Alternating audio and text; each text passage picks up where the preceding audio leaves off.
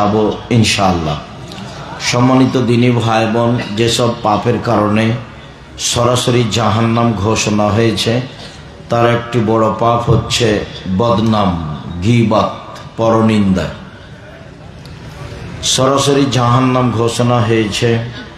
যেমন শিরক করলে জাহান্নামে যাবে, যেমন বাপ মাকে গালি দিলে, বাপ মায়ের অবাধ্য হলে জাহান্নামে যাবে, যেমন মিথ্যা সাক্ষী দিলে জাহান্নামে যাবে, জেনায় লিপ্ত হলে জাহান্নামে যাবে, সুদ খেলে জাহান্নামে যাবে, ঘুষ দিলে জাহান্নামে যাবে, মানুষকে হত্যা করলে জাহান্নামে যাবে, এতিমের মাল অন্যায়ভাবে ভক্ষণ করলে জাহান্নামে যাবে, মানুষের উপরে অপবাদ লাগালে জাহান্নামে যাবে।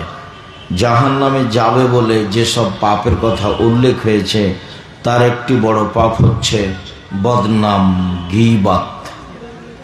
সম্মানিত দিনী ভাই বোন, বিষয়টি আমাদের জন্য আরো জটিল এই জন্য যে পাপ দুই ধরনের, একগুলো আল্লাহর সাথে জড়িত, একগুলো মানুষের সাথে জড়িত। আল্লাহর সাথে জড়িত পাপ ক্ষমা হওয়া সহজ, কিন্তু মানুষের সাথে জড়িত পাপ ক্ষমা হওয়া সহজ নয়।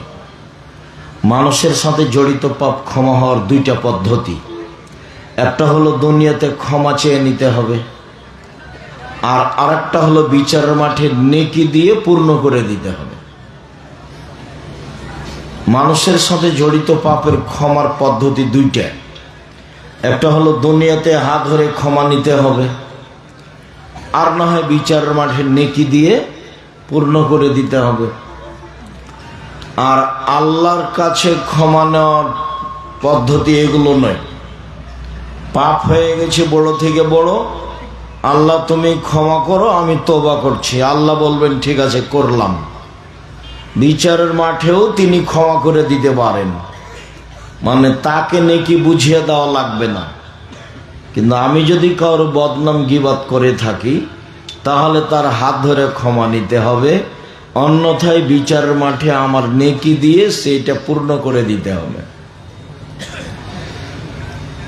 আবু হুরায়রা রাদিয়াল্লাহু তাআলা আনহু বলেন, রাসূল সাল্লাল্লাহু আলাইহি সাল্লাম একদা বললেন, হাল তাদরুনা মাল গীবত, সঙ্গী সাথী বলতে পারো গীবত কাকে বলে? সঙ্গী সাথী বলতে পারো বদনাম, পরনিন্দা কাকে বলে? কালু আল্লাহ রাসূলু আলাম। সাহাবীগণ বললেন, আল্লাহই ভালো জানেন, আল্লাহ রাসূলই ভালো জানেন, আমরা বলতে পারছি না গীবত কাকে বলে। তখন আল্লাহ রাসূল বললেন, যিকরুকা আখাকা বা ইয়াকরাহু, তুমি তোমার ভাইয়ের কোনো কথা